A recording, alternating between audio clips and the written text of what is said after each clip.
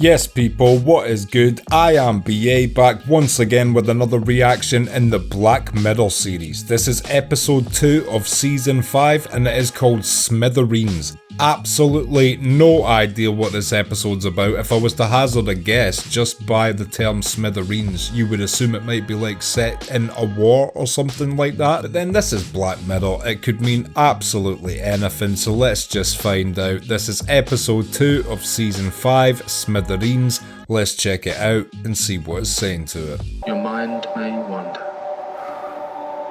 Simply watch it go. That's a good quote. Your mind may wander, simply watch it go. So this is set in, well, you know, it's the past now, but what would have been the present time? That's interesting. Because instantly you wonder, well, where's the technology going to be in this episode if it's not set in the near future? I'm going to Old Street. Oh, you've got the details. If the sat-nav's anywhere near as bad as the guided meditation, he's going to get you lost in the city centre for about half an hour. Your money may wander, simply watch it go. I wish I worked there. The facilities they've got in there, they've got their own spa, it's madness. Very nice. It doesn't bother me one way or the other at the end of the day, but I do think it's cool that even after Black Mirror got that Netflix budget and was able to cast good American actors in certain episodes, that they still set quite a few episodes in Britain or with British actors. Like I said, it's not a big deal, but you know, American cinema dominates the Western world. So anytime something British slips through those cracks and manages to get into pop culture, it kinda makes you proud. This guy looks like he is on fucking edge though. There's obviously something else going on with him. It can't be that stressful being an Uber driver. She killed herself, took her own life, whatever you want to call it, 18 months ago now. Ah, that's fucking horrible. I'm so fucking angry with her for not telling me. Oh, this shit's tough to watch, you know. I've had friends who've taken their own life. You feel multiple different ways. Sometimes a little bit angry, I suppose. More times I'm actually angry at the universe, though, than the person for making that decision. It's never going to stop. Don't know if that guy was relating to that story or unaffected. I couldn't gauge his emotion from that shot. You haven't spoken while I've been here. I mean, is it... I just haven't found the right moment yet.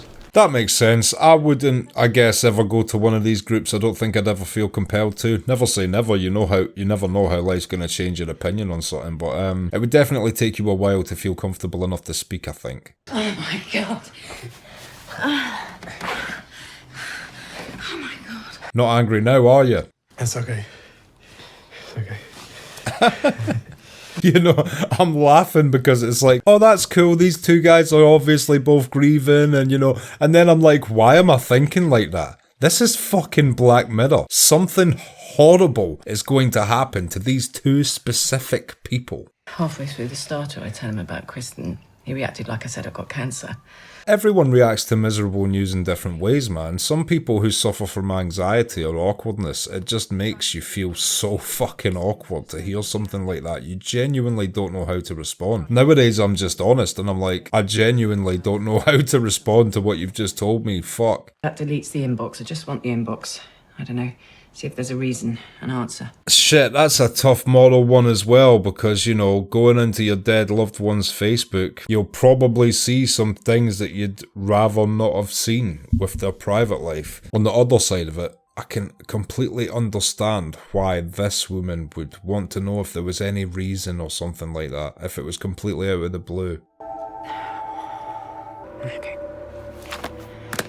Shit, so she just tries that every single day. Why do we keep getting shots of this guy? Like, even again, in this scene, why do we keep getting shots of him in deep thought like he is in some way responsible for her daughter's death or some shit? Your mind may wander. Simply watch it go.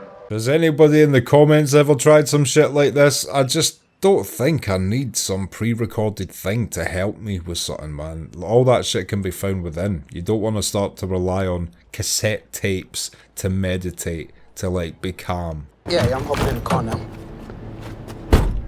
Okay. That was really good camera work there, getting a shot of the driver's expression, packing the boot, and then a shot of the guy's face as he got in the vehicle.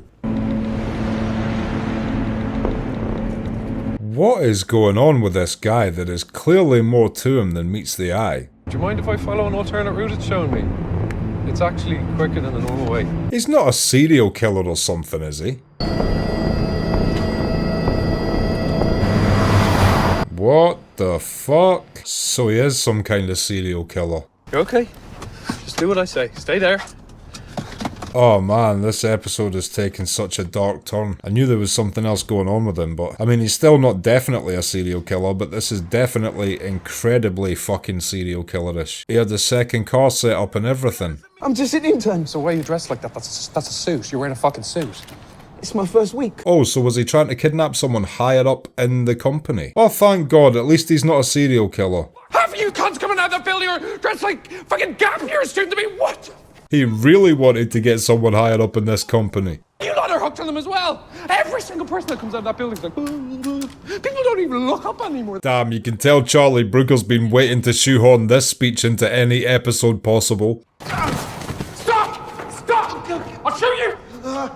Yeah, if I was this guy, I wouldn't try and run away. There's no way he's gonna outrun a bullet. Get in. Oh, no. Get in the car. Please, don't. Get in the car. No, don't put me. Get in! So he's going through with it anyway. I mean, there's going to be zero benefit from kidnapping this intern. Also, what a shit day this poor intern's having, man. Tried his best to look good for his new job and shit. Gets kidnapped at gunpoint and dumped in a boot. I'll fucking kill you if you don't keep down. Fucking hell. If that guy's genuinely claustrophobic, the last thing he needs is being put in the boot on top of everything else. It's sick, please. Get down! Please, I'm Get gonna be down! sick. I'm gonna throw up, please. Get down! This guy needs to listen to what the fuck he's saying right now. If you're gonna be sick, lie down and be sick, mate. Did you see that? Ah, shit. Not that I'm now rooting for the kidnapper, but the fact he's clearly doing it for some other reason than just being a sick, horrible person makes me sort of hope that he doesn't get captured for this. Can't see anyone in the back. I'm sure there was. If they pull him over, he is done. I'm rooting for him. This is going to be a tricky one. He does have a pistol though. I mean, worst case scenario, he can shoot these cops.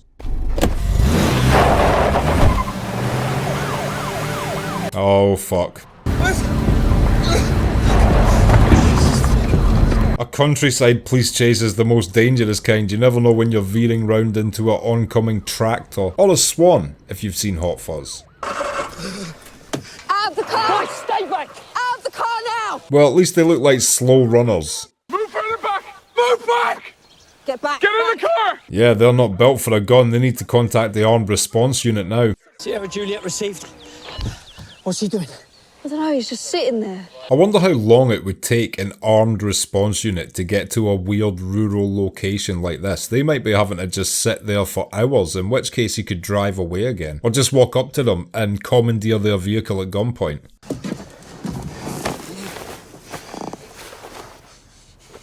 Yeah, no point keeping him in the dark now. He's basically your only friend left at this point. Who's the highest ranking person that you do know? Hannah.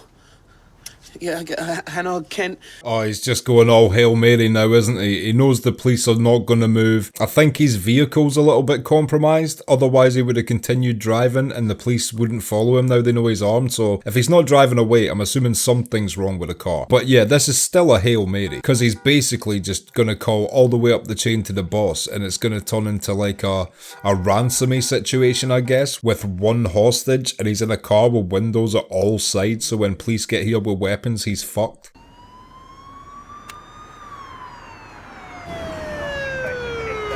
Oh shit. I don't know if this will be armed response, but this is enough backup units just to overwhelm him if they've got bulletproof shields or anything. Okay, this is the armed response. He is in deep shit now. You know, he should have probably just ran down to the other police people and commandeered the vehicle. As soon as he told them he had the gun, he should have told them to step away from their car, took that car, left them out there, and kept it moving. This is Hannah Kent at Smithereen. I'm not at my desk right now. Leave a message and I'll get back to you. Smithereen is the name of the company. I need to speak to Billy Bauer now. Okay. Is this a joke? No! If the intern wasn't convincing, that definitely was convincing. So hopefully this intern isn't gonna die. Are you sure it's not a prank? I can't be 100%, but I don't want to call the US if this is bullshit. This must be a powerful guy if they're apprehensive about even giving him a quick phone call in the case of a hostage situation. Hey, Miriam, this is early even for you. Holy shit. Yeah, probably not the news you want to wake up to on the other side of the world. Especially when you're trying to get a jog in. So inconvenient. This can't not end bloody, can it? Like, you know, if the intern gets out of the car and runs, they're just gonna fucking light up the car or surround the car until he fires a shot. But the fact that he's got his pistol, unless he drops it straight away, chances are they'll just light him up. And if this poor intern gets caught in the crossfire, I will be heartbroken. So that's probably exactly what's gonna happen. Get a cordon going. And of course there's some pricks there with their camera phones, which is funny because, you know, that mentality was parodied so well in the White Bear episode, and now we're seeing it in a present time setting, and it seems more ridiculous because of the way White Bear showed people doing that shit. How do you get, you know, the job as the official police negotiator? Are you just the savviest guy in the police department when you're like, yo man, do you want to cover my shift at the weekend? And they're like, no, I'm not doing that. And you're like, come on. They're like, son of a bitch. You're the best damn negotiator I've ever seen. By the way, that's so powerful and underused because it seems so primitive and basic. But see, if you're asking someone to do something and they say no, trust me, just a little quick, come on. You'd be surprised how many people change their minds just off of that simple word. I mean, I am holding a knife at them when I say it, but I swear it's got very little to do with it. Billy Bauer, you know, he's not going to pay a ransom on me. He doesn't even know who I am. Not sure about that. If I owned a giant company and a really low level person was kidnapped, I would still want to save their life if I was some super rich person. What sort of heartless business CEO would be like, kill him, see if I care about the negative press. Jaden Tommins, the gunman, sent a photo. Yep, that's Jaden alright. First I wasn't sure, but then I saw the single tear trickling down the cheek like a Native American who's just seen someone stepping on an ant. And I thought, yeah, that's Jaden. So have you got Billy Bauer on the line? We're doing everything we can. When you think about this shit, it seems like a really silly plan from the offset. I know he was planning on kidnapping someone higher up in the company, but even if he'd achieved that, it still would have led to this telephone game, which would have led to them doing the same recon on their end and contacting the police like we've seen. The only difference is the police wouldn't have been at the scene if it had all went smoothly on that front. But other than that, from its inception, it seems like a fucking one-way trip, man. I cannot see how this guy thought he was ever going to get away with this. Well, he's not stable. Oh, in what way, Don? I don't know what Smithereen has done to him, but it must have been something bad. Now, we did get the scene of him going to a place with people that had lost their loved ones. Maybe he lost his loved one and in some way blames Smithereen for it. Listening to the Lighthouse Family during a police standoff. Fucking shame on you. At least put on Freebird by Lynyrd Skynyrd, you pussy. Ah, fuck, here we go. It's gonna be impossible for him to dodge these bullets if they do start shooting as well. There's too many windows in this car, and none of that metal's bulletproof. Former teacher. Sorry, he's a teacher? Well, he was a teacher. IT. An IT teacher called Christopher. That is not what I would have pinned him as. Teacher with a real gun? Not impossible, but not likely. Mum. True. Like, how the fuck would an ex-teacher get the connections necessary to get a live firearm? You have to rub shoulders with a certain element of society that most people just don't have access to in order to get your hands on one of those things in the United Kingdom. We are able to listen into his end of the line, so we'll share a live feed of that with you guys. The way this episode's written, I just know they're waiting to drop a giant fucking bombshell on us. Something else is gonna go down that's gonna break my heart in this episode, I just feel it. Mr. Gillaney. No. Turns out it was a compromised account. So he got a fake identity to get an Uber to try and kidnap one of these people involved in this company. Well, it's not too stupid, at least he was trying to cover his tracks. But yeah, again, the fact that they ID'd him so quickly shows how shit this plan was. He was the victim in... The auto accident in 2015. He lost his fiancée in that. Oh shit, is there some link to who hit him and his fiancée maybe? Bauer's got money. What's Christopher got? He's skint. He's driving a hooky cab. That's one way of looking at it. I feel like they would be doing us an injustice if that's all it was in this episode, and there was no direct link from this company or the people he's after and some of the grief he's been going through. It would just make him seem like a bit of a pathetic man. Phil, listen to me, yeah. This guy's got the arrogance of someone who is going to be completely wrong. Little bit of self-deprecating humour there to try and get off in a good start. If I was Christopher right now, I'd cock the fucking pistol. Have you got a clear shot? No clear shot yet. Hostage is directly behind the gunman. Well, he chose the worst possible angle to set up his shot from, didn't he? You would think a professional sniper would choose the side-on angle, eliminating the possibility of that, but no. Let's just try No, let's just you fuck off. Get off the line. I'm waiting for Billy Bauer. He's acting this shit so well. Fuck off! Right away! I'll blow his fucking head off! 1, 2. Yeah, I knew this negotiator was going to make this situation worse. Congratulations, mate, you've initiated a countdown timer. You know you fucked up in a conversation when the other person begins to count down. No one gets hurt if I get my call. Don't call this number again. He's thinking about making a run for it, isn't he? We have to tell Billy what's happening. He's into a 10-day silent retreat. Oh, fuck off. You can call him at his stupid silent retreat. He'll probably get along really well with Christopher if they're both on their guided meditation shit. Okay, Black Mirror once again showing me some fancy ass house I wish I had. I get it, Black Mirror, okay? We're scum to you. I get it. Can't you just set one fucking episode up a high rise, please? They're threatening to kill him unless they can speak to you on the phone. It's not really the news you want when you come out of a meditative trance. Yeah, fuck. I kinda like this guy. Completely understandable response. Looks like he's looking at posts from bystanders at the scene. What the fuck is Smithereens? Is it like a Twitter or something? You got a girlfriend? Or a boyfriend? Partner or whatever? Not at the moment. As I said 25 minutes ago, this guy is essentially his only friend left. See, something has fucked up with this car crash and his fiancée. It's got to be connected. It's got to be. If you give yourself ending, it might go easy on you. I can't do that. That's probably the worst thing to say to someone who's taken it to this extent. Of course they won't go easy on him. Fucking Obi-Wan Kenobi, I'm over here. What do you do if he asks for $1 million? Tell him he can have it. See, that's cool. That's exactly what I would do if I was some really rich person. Who cares about the money? Whatever the person wants for a ransom, just give them it. For all we know, this guy's planning on executing the hostage. Yeah, I don't get that feeling. I really like this Bauer guy. I want to talk to him.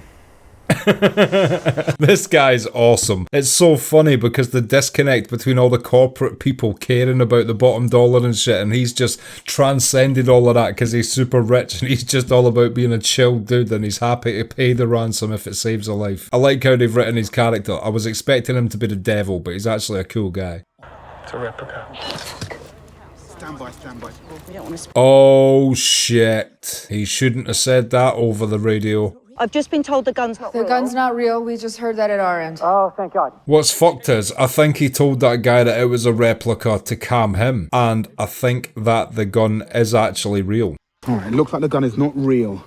We just heard him tell the hostage it's a replica. You know what's weird? You would have thought one of the police officers would be like, you know, don't just let our guards down. He could have easily have just said that to the hostage to keep him calm. They've all just took it as gospel instantly. Get back! Get back! The gun is real! Got a clear view for critical shot. I believe him. I think the gun is real. Why don't you let Jade... I fucking knew it. I fucking knew it. Jesus Christ, you're a shit sniper, mate. Why did they cast the Scottish guy as the shit shot sniper? We fucking dominate the SAS, right? You look for ninja tactical special op one-shot kill sniper badass motherfuckers. You phone the Scottish. Why are you making this guy shit? He's just one man. Calm down. Charlie Brooker likes the Scottish. Calm down. I'll get a fucking critical shot on you, Charlie. How about that? I'm so defensive of my beautiful nation. I'm sorry. And to be honest, that was more the police's fault than anyone else's. Like I said, they took that as his word as his bond. Move the fuck in. He's unarmed, basically. They should have definitely have contemplated the fact he was not telling the truth. All right, Pen, give me his number.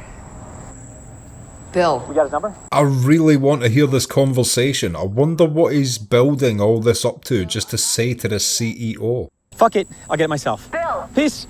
It's so weird. I was expecting this guy to just be the worst person ever. And he seems like the chillest guy in the episode, money or not. I would happily join him in his meditative retreat. You wanted to talk to me? I did, yeah, I do. Okay. What is this going to be about? I still have no idea. It's got to be linking his fiancée in some way, but I just, for the life of me, can't see where we're going with this. There's no one else here. Okay, Chris, it's you and me. There's not many billionaires that I've seen portrayed on screen where I'm like, yeah, this guy's cool as fuck, man, but this guy is legit the best person he could have possibly ever have phoned. Driving Tamsin back to our flat. She was asleep. Is this going to be like episode 1 of season 2, where it's because he was checking Smithereen that there was the accident, or the person that crashed into him was checking Smithereen? Because it's glad that it's, you know, little notification thing saying. Such a fucking pointless thing to check the phone over.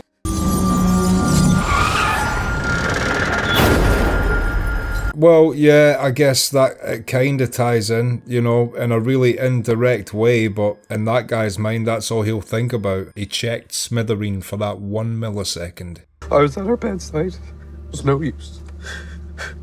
I knew Black Mirror was gonna punch me in the fucking stomach before the end of this episode. At her funeral, you know, her mum was comforting me. Her fucking mum. What an acting performance by this guy as well. Seriously, he's killed it this entire episode. Speak like a fucking human being! I'm sorry, they give me bullshit advice. I knew he was gonna see through that dumb shit straight away, man. He just wants to talk to someone like a real person. I don't know what to say to you. Okay? Yeah, that's legit probably the most honest thing he could have said to him in that moment. As I was talking about earlier, sometimes the most honest thing you can say is, I do not know what to say right now. No, shoot myself, but what good would that do? Man, I bet this guy in the back seat's really starting to like this guy as well. At the end of the day, he hasn't really hurt him in any way, and he clearly is just a broken man. Addictive.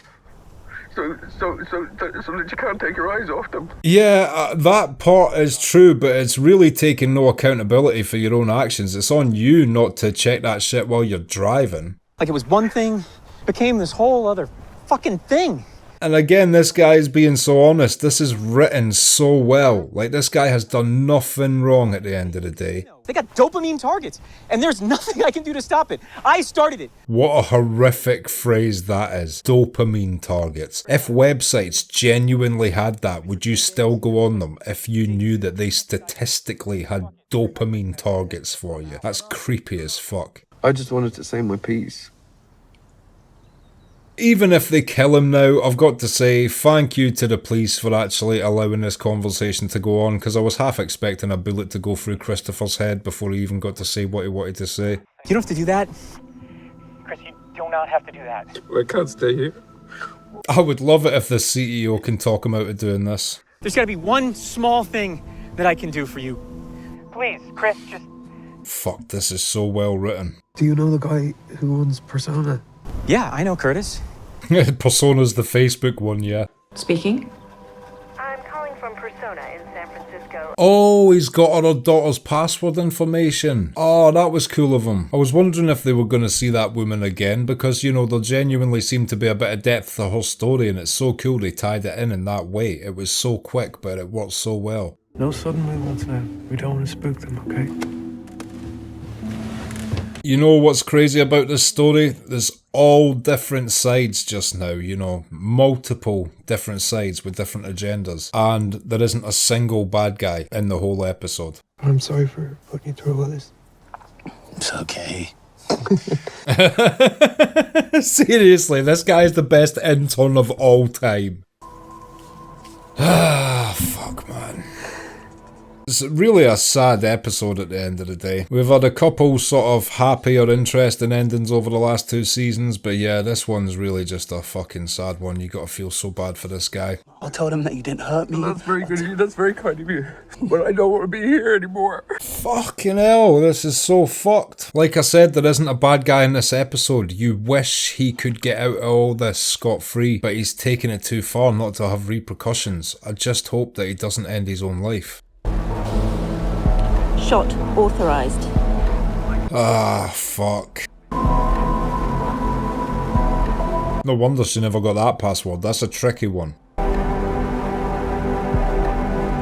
Oh, it's the fucking boat! Shit, that's also a very clever one.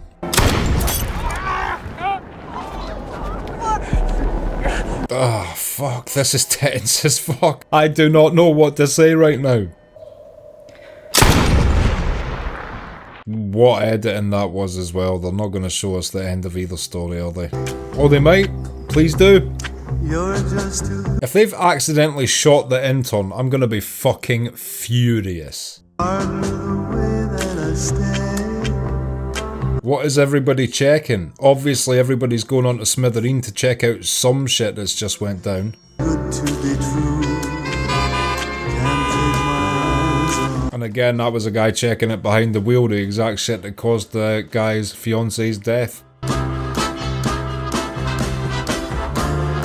And this guy deserves to be able to get back to his meditation. He did a good job there. Enjoy, mate. Okay, and that was episode 2 of season 5 of Black Mirror Smithereens, and I will be back in just a minute with my thoughts on that. So, Smithereens, what did I think of that? First of all, I want to say this is quite a monumental episode in that I feel like this is the first one since episode 1 of season 1 that didn't have any sort of futuristic technology involved within it. It was still centered on a technology as episode 1 of season 1 was, in that, you know, episode 1 of season 1 had that small element of them trying to composite a live fake digital face onto a real one, and so technically there was a little bit of technology in episode 1.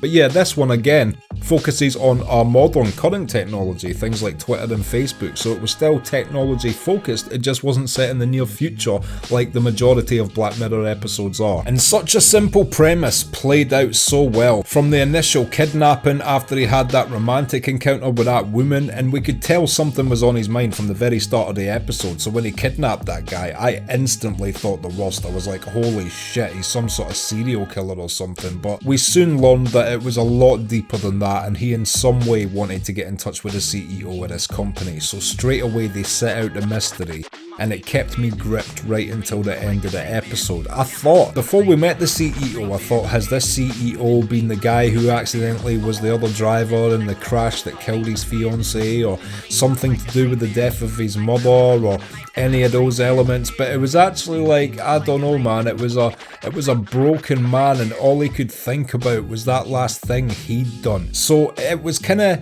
more loosely tied directly to Smithereen than I expected it to be, but it was just as impactful because it's the last remnants of a person that's not there anymore, trying to cling to something to focus on. You know, it's just the worst kind of trauma, obviously a trauma that he never got over until his dying moment. But then when we did meet the CEO, you were like, shit, he's definitely not done something bad. This guy is a really casual, chilled out person.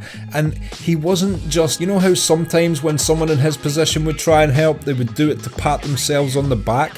He didn't even have that about him, like, oh, look at me, I can save the day. You know, there was none of that self-congratulatory shit. He legitimately wanted to save that guy's life, and he was legitimately willing to do almost anything to stop him from taking his own life. So it became incredibly deep because, as I said, there was no bad guy. The police were just doing their jobs after he announced that the unarmed copy had a weapon. Of course, they have to call armed response and set up snipers and things like that. And, you know, the intern was a good guy just working hard at his day job. The CEO was just trying to be technologically innovative on the internet, and it's not his fault. It's turned into this huge mass hypnosis sort of thing, you know? So it was written so well because everybody had legitimate reasons for what they did. Even, you know, you could say the most weird one would be Christopher's himself, but as I said, this is a destroyed man. So his reasoning isn't operating on the same level as, you know, logic or anything like that. So yeah, even his is incredibly realistic,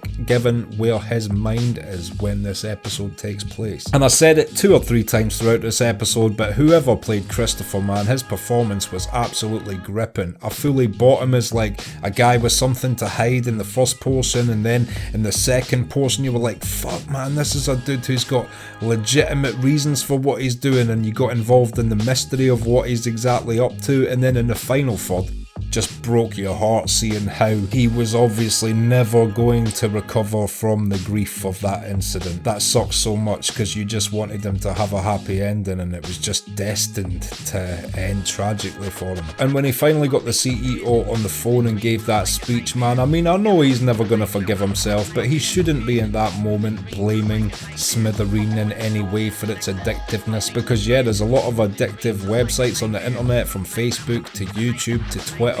When I'm in my car, you know what I do? I load up a playlist I've got set up for driving on YouTube, I click play, and then off I go. And I don't check my phone when I get noises or dings, because I know that if I get a few, it's probably something important, so I'll pull over at the nearest spot. And if I get 1 or 2, I think, cool, I'll check them when I get to where I'm going. But there is no need to be constantly checking your phone like that in a vehicle. Sometimes you forget just how deadly a car is, man. All that metal makes it look like Iron Man's suit, but trust me, unless you're in a Cybertruck, cars crumple like tinfoil upon impact with anything. So yeah, it was a brilliant episode, and a very sad episode. It's the saddest one I can remember for a little bit. I feel like Charlie Brooker's been letting us off lightly recently, and not to say like he's lost his edge, I just mean the stories he decided to tell just have been less brutal, except from Black Museum obviously, which is the most fucked up, horrible, brutal shit of all time. But yeah, there's been a couple of good endings in amongst things recently, and this is just a crippling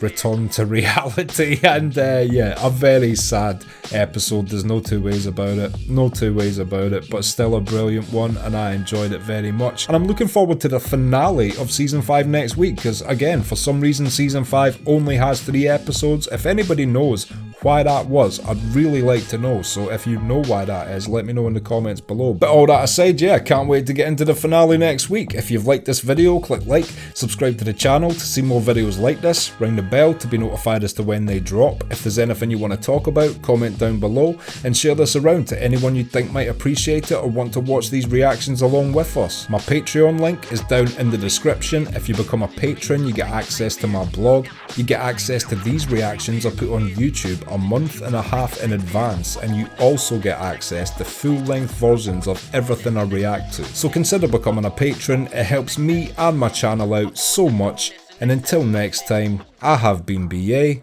peace.